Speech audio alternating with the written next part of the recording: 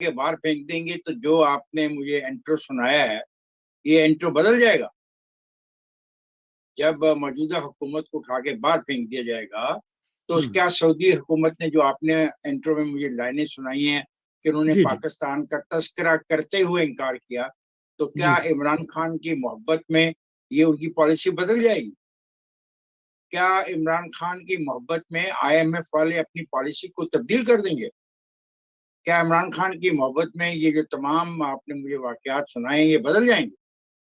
अगर ये बदल जाएंगे तो फिर इमरान खान का हक है कि वो रात की बजाय और सुबह की बजाय कल दोपहर तक इस गवर्नमेंट को उठा के बाहर फेंके। उसने कहा तो है अप्रैल तक खत्म हो जाएगी, मार्च में उसने हंगामों का कहा है। तो इमरान मार्च तक क्यों इंतजार कर रहे हैं हंगामों का? कल से शुरू करें बिस्मिल्लाह। हम जैसे जो लोअर मिडिल क्लास के लोग हैं शायद वो भी उसके साथ शामिल हो जाए। गरीब तो शामिल होंगे ही होंगे ना, तो हम जो लोअर मिडिल क्लास के लोग हैं ये भी शामिल हो जाएंगे। इंतजार किस चीज का है फिर मेरे दोस्त? ये इतना आसान नहीं है जितना हम समझ रहे हैं। और जितनी बगलें बजाई जा रही है ना डिफॉल्ट होने की, तो डिफॉल्ट होंगे तो सब। हाँ, आप अब कुछ आ कह रही रहे है हैं? आवाज। हाँ, आपकी आवाज चली गई थी बीच में, अब आ रही है। आप कह रहे हैं ये कि डिफॉल्ट अगर डिफॉल्ट होगा तो वो सब भुगतेंगे, आप यही कह रहे हैं? सब सब भुगतेंगे। और अगर बेरोजगारी जिस तरह खतरे गुर्बत से नीचे लोग जा रहे हैं और वो अगर दुकानें लूटने का प्रोग्राम बना रहे हैं तो दुकानें तो फिर सबकी लूटेंगी ना। ऐसा तो नहीं होगा कि ए की दुकान को छोड़ दिए जाएंगे और बी की दुकान को लूट लिया जाएगा। अगर घरों पे हमले होंगे तो सबके घरों पे हमले होंगे।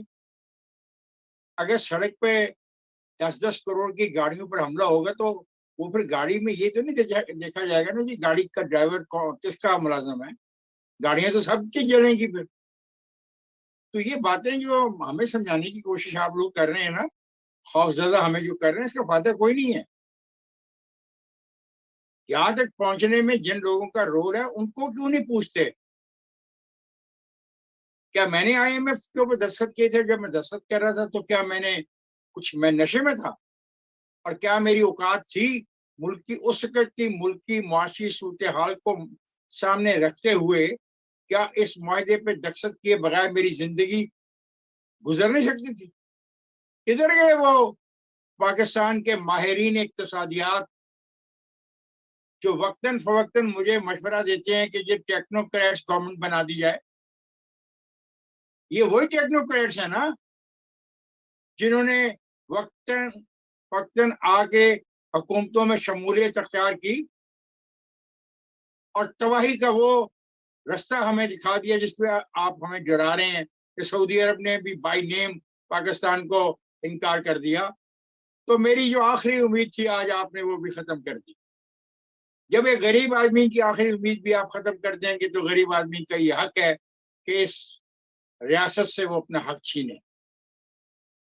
जब रियासत से वो अपना हक छीनेगा तो रियासत को बचाने वाले जो इदारे हैं वो अपनी तनख्वाहों की खातर इन लोगों के रास्ते में रुकावट बनेंगे।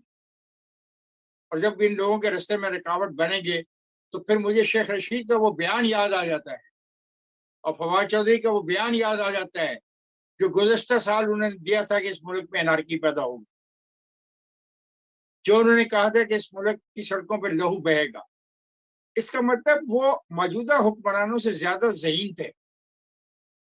उनको पता था कब उनके साथ क्या होना है और जो मुआहदा वो करने जा रहे हैं उसके नताइज किन को भुगतने होंगे। लेकिन जैसा मैंने कहा कि इसमें कोई भी नहीं बचेगा। कोई शेख रशीद, कोई इफ्तिखार अहमद, कोई मुर्तजा सोलंकी, कोई फवाद चौधरी नहीं बचेगा। जब गरीब उठ खड़े होंगे अपनी बका के लिए, अपनी रोजगार के लिए, अपनी रोटी के लिए, अपनी दाल के लिए, अय्याशियों के लिए नहीं, शराब के लिए नहीं, गाने सुनने के लिए नहीं, प्राइवेट जहाजों में सफर करने के लिए नहीं, सिर्फ रोटी खाने के लिए। जब उनको रोटी नहीं मिलेगी, जब उनको दाल नहीं मिलेगी तो फिर वो यही करेंगे ना। तो तैयारी करें फिर आप, और सारे अदारे तैयारी करें। और वो तमाम अदारों में काम करने वाले तमाम अफराद आज जिस सूरत हाल में हम खड़े हैं जिम्मेदार हैं, वो इससे बच नहीं सकते। एक भी क्वेश्चन नहीं रखा हुक्मरान तबकात सिर्फ सियासतदान नहीं होते, एक पूरी की पूरी इंतजामिया होती है रियासत को चलाने वाली। 30-30 साल नौकरियां करते हैं, दावे करते हैं कि वो पता नहीं किस किस यूनिवर्सिटी से पढ़ के आए हैं। मुझे तो उन यूनिवर्सिटियों के पूरे नाम भी नहीं आते, हिज्जे भी नहीं कर सकता, मैं तो उनकी प्रोनाउंसिएशन भी नहीं कर सकता। किधर गए उनके दावे? क्या मुल्क बनाते रहे वो, क्या मुल्क की तामीर करते रहे वो? किस अदारे को इस काबिल बनाया था कि क्वेश्चन होता कि अगर ऐसे हालात आ जाते तो हम बच सकते? गंदम की पैदावार बढ़ाना आपका और मेरा काम नहीं सोलंकी साहब, इसके लिए अच्छा सीड ढूंढना आपका और मेरा काम नहीं, सस्ती खाद बनाना और मुहैया करना आपकी मेरी जिम्मेदारी नहीं है, और खाद के कारखानों को ये गैस देना कम कीमतों पर, इसकी पॉलिसी आप और मैं नहीं बनाते। सही। बात ये सारे वो लोग जिन लोगों ने इस मुल्क के अदारों में बरसहा बरस हमारे पैसों से तनख्वाहें ली, गैर मुल्की दौरे किए, अय्याशियां की, अच्छी जिंदगियां गुजारी, खानदान उनके आज भी बाहर रहते हैं, उन्होंने बाहर घर खरीदे, हमारे लिए ये अजाब जो इकट्ठा किया ये उनका पैदा करता है। उनको जी। ये पता नहीं था कि हमारी जो पॉपुलेशन ग्रोथ है 3.2 पे जा रही है, क्या ये सही। उनके इल्म में नहीं था? क्या ये उनकी जिम्मेदारी नहीं थी कि इसके ऊपर पॉलिसी डिसीजन करवाते? क्या ये उनके इल्म में बात नहीं थी कि हमें खुर्दनी तेल कितना चाहिए होगा 5 साल के बाद? उस खुर्दनी तेल के इजाफे के लिए जो कुछ उन्होंने किया मुझसे शेयर करें, मुझे बताएं। किस पागल ने कहा सही। था कि गैस आप कारों में इस्तेमाल कर लें? अरब रुपए के प्रोजेक्ट तबाह करवा दिए, लोगों का पैसा जाया करवा दिया, और हमें कहा गया कि ये जो गैस है अपनी कारों में इस्तेमाल कर ले।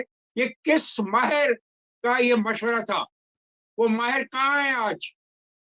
उस माहिर को सजा मिलनी चाहिए नहीं मिलनी चाहिए? कि सजा मुझ गरीब को मिलनी चाहिए? किधर गए वो लोग जो पॉलिसियां बना के GDP, ANP, dollar parity, import export कम होगी ज्यादा हो गई, किधर है वो लोग? और किधर है वो लोग जो कम सूद के ऊपर पैसा देते रहे मखसूस तबकात को, उनको हर किस्म का फायदा पहुंचाते रहे? किधर है वो लोग? सिर्फ आप कम मुझे सूद पर डरा रहे नहीं हैं? इफ्तिखार नहीं, साहब, आप मुझे क्यों सिर्फ डरा रहे हैं? कम सूद पर कर्जा नहीं देते रहे, बल्कि कर्जे माफ भी कराते रहे। कर्जे माफ आपने वो कराते रहे, आपने अरबों वो रुपए कवर किए कर्जे हैं। माफ कराते रहे सर। जी जी। वो ये कहते रहे कि हमने अपनी मशीनरी को इम्प्रूव करना, पैसा दो, और उस पैसे से मशीनरी इम्प्रूव करने की बजाय कुछ और करते रहे, और वो रिबेट लेते रहे। रिबेट धागा वो लेते रहे जाके आम जो छोटे होते हैं उन लोगों से, रंग करवाते रहे किसी और से, और राग गुड़ की बेचते रहे, और उस पे पैसे अगर 10 रुपए का माल बाहर बेच के आते थे तो इल्जाम ये लगाया जाता है मुबैना तौर पे कि $5 वहीं पे रखाते थे, $5 पाकिस्तान में ले आते थे, और उस पे फिर रिबेट भी क्लेम करते थे। तो इफ्तिखार मेरी ये साहब, तर्क बातें, माफ कीजिएगा, मेरी ये तर्क बातें आपको पसंद नहीं आएंगी।